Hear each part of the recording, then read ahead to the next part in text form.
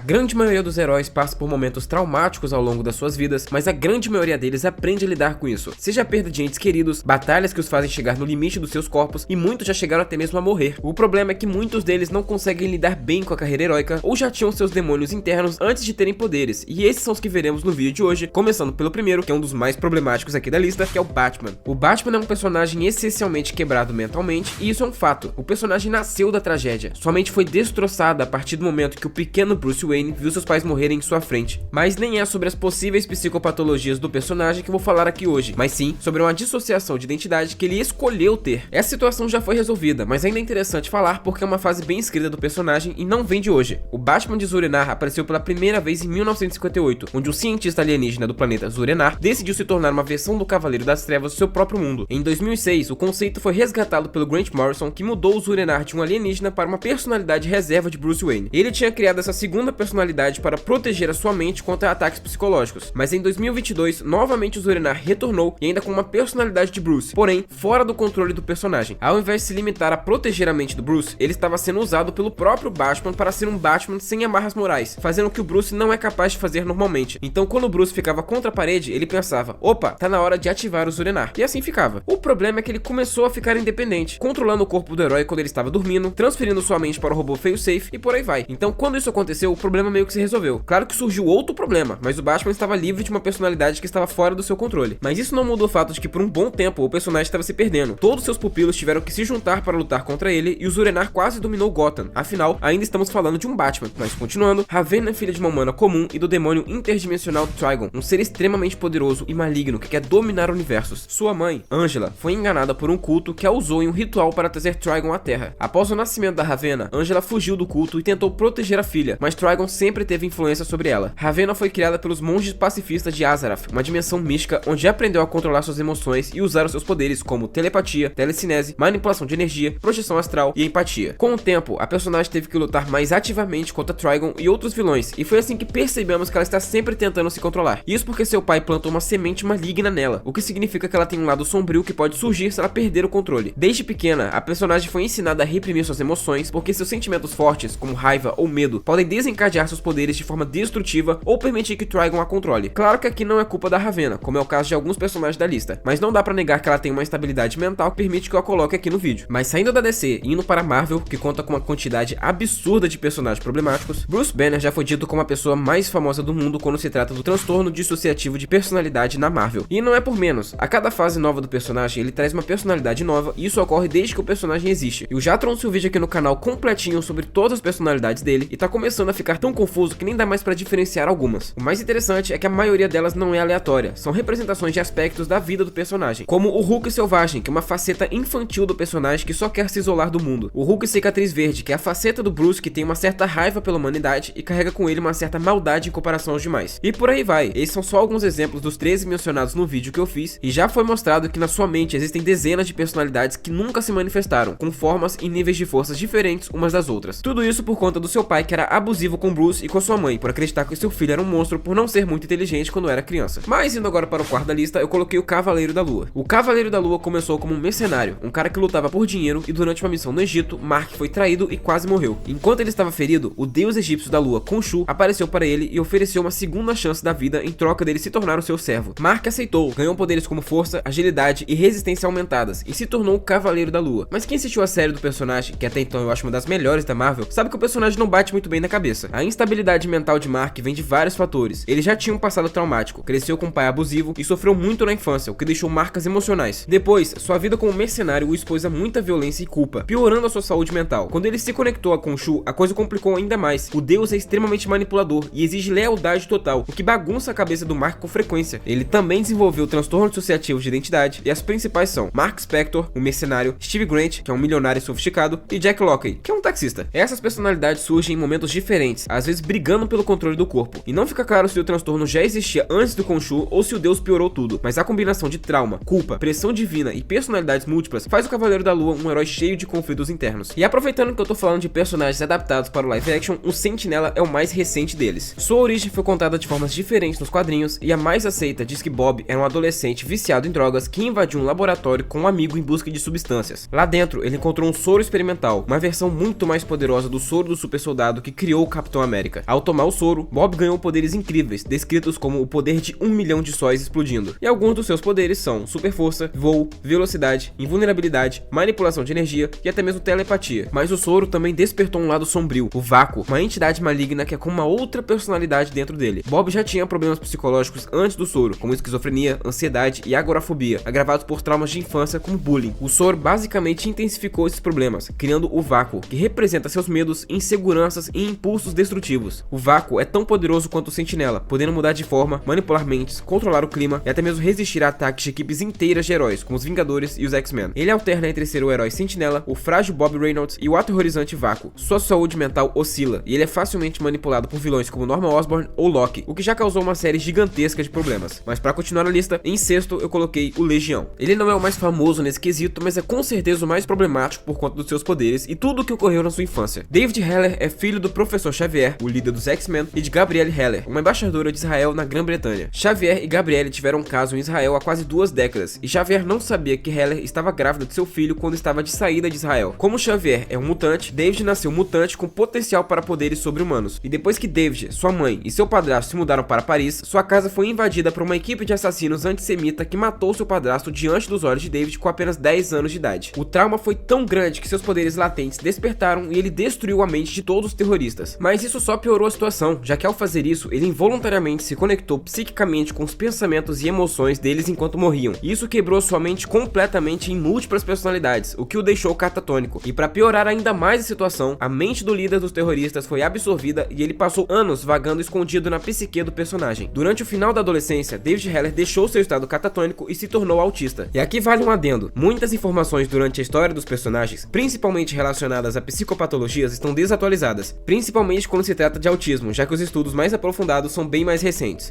Mas isso é só um detalhe, eu sou bacharel em psicologia e não queria deixar isso passar. Mas voltando à história do personagem, a sua mãe deixou ele sob os cuidados da Moira, e novamente as coisas pioraram muito. Quando os poderes do David começaram a se manifestar no plano físico, ele absorveu incontrolavelmente as consciências de 2 associados da Moira. A situação estava ficando tão catastrófica que ele absorveu a Moira e precisou da intervenção dos X-Men junto do Professor Xavier, que finalmente conheceu seu próprio filho. Tudo acabou se resolvendo, mas David nunca se tornou totalmente saudável mentalmente, como ocorreu com um ou outro aqui na lista. E a sua mutação não colabora muito para isso, gerando novos poderes ao mesmo tempo que cria novas personalidades. Já foi dito que, só de personalidades nível ômega, ele possui mais de 200 em sua mente. Imagine quantas mais ele possui. E mesmo se ele tivesse apenas as de nível ômega, 200 ainda é um número muito absurdo para qualquer personagem. Então ele é completamente instável e nem o Xavier confia muito no seu filho e o quer por perto, pois o Xavier também não é muito flor que se cheire, então tudo certo. Continuando e com outro ainda mais problemático, em sétimo, o Hank Pym. Hank Pym é um cientista brilhante, conhecido por ser o primeiro Homem-Formiga e o criador das partículas Pym, uma substância que permite alterar o tamanho de objetos e pessoas. Ele também criou um soro que o deixou do tamanho de uma formiga, mantendo sua força humana e um capacete que o permite se comunicar com insetos. Mais tarde, ele desenvolve outras identidades, como Gigante e Jaqueta Amarela, cada uma com variações de seus poderes, de tamanho e tecnologia. O personagem sempre foi inseguro, sentindo-se inferior a outros heróis como Thor ou Tony Stark, mesmo sendo um gênio. O estresse de ser um herói e um cientista, junto com seus fracassos, levou Hank a ter crises emocionais, até mesmo acidentalmente criando um dos maiores vilões da editora, o Ultron. Durante um colapso mental, ele assumiu a identidade de Jaqueta Amarela, uma personalidade mais agressiva, e chegou a atacar os Vingadores e agredir a sua esposa, a Vespa. Hank foi diagnosticado com transtorno bipolar em algumas histórias, o que explica seus altos e baixos emocionais, alternando entre genialidade e desespero. Mas convenhamos que não é isso que vai justificar tudo que ele fez até hoje, né? Mas enfim, Wade Wilson começou como um mercenário habilidoso, mas sem superpoderes, que fazia trabalhos perigosos por dinheiro. Quando ele descobriu que tinha câncer terminal, ele aceitou participar de um experimento secreto do programa Arma X, o mesmo que criou o Wolverine. Os cientistas injetaram no personagem um soro baseado no fator de cura do Wolverine, na esperança de curar o seu câncer. O experimento funcionou, dando a Wade a capacidade de regenerar qualquer ferida, até as mais graves, mas ele também o deixou com cicatrizes horríveis por todo o corpo, porque o câncer e a cura ficaram em equilíbrio constante. Além disso, o processo foi tão doloroso e traumático que mexeu com a cabeça dele, mas sua instabilidade é uma mistura de vários fatores. Primeiro, é claro, o trauma do experimento, com torturas e sofrimentos extremos, e segundo, o próprio soro, que parece ter afetado seu cérebro, tornando o personagem imprevisível e hiperativo. Wade tem alucinações, ouve vozes e quebra a quarta parede, falando diretamente com os leitores. Ele também tem mudanças bruscas de humor, indo de piadas bobas a momentos de raiva ou tristeza profunda. Alguns dizem que ele tem esquizofrenia, e eu concordo, mas nos quadrinhos isso não é exatamente diagnosticado, é mais uma loucura caótica que faz parte de quem ele é. E para finalizar o vídeo de hoje, coloquei uma bem inesperada, que é a Susan Storm. Pois é, poucos sabem ou sequer se lembram que a Mulher Invisível já sofreu com problemas em sua psique. Isso aconteceu durante a sua segunda gravidez, Face, que é um evento da personagem que também não é muito lembrado. A personagem teve o Franklin na sua primeira gravidez, a Valéria na terceira e perdeu um filho na segunda tentativa. Isso por conta de complicações envolvendo radiação e por aí vai, algo que nem mesmo Reed Richards conseguiu resolver a tempo. Susan ficou completamente arrasada, e com razão, mas foi aí que os seus inimigos se aproveitaram da sua fragilidade. O Homem Psíquico, com a ajuda do Monge do Ódio, manipularam sua mente, amplificando suas emoções negativas, fazendo com que a malícia nascesse. Ela trocou os trajes da Susan, que na época se chamava de Garota Invisível, e usava seus poderes melhor que a personalidade original. Levou uns bons anos para Susan conseguir se libertar do seu lado maligno e precisou de eventos relacionados ao Galactus, Joias do Infinito e os poderes do Franklin Richards. Mas teve um lado bom nisso tudo. Ela percebeu que não explorava perfeitamente os seus poderes e passou a treiná-los melhor, além de mudar o seu nome de heroína para Mulher Invisível. E é ela quem finaliza o vídeo de hoje. E se você gostou, deixa o like aí embaixo e comenta qual desses heróis quebrados é o seu favorito. Manda para aquele seu amigo que não entende nada de quadrinhos e ajuda o canal a continuar crescendo. Valeu e até a próxima.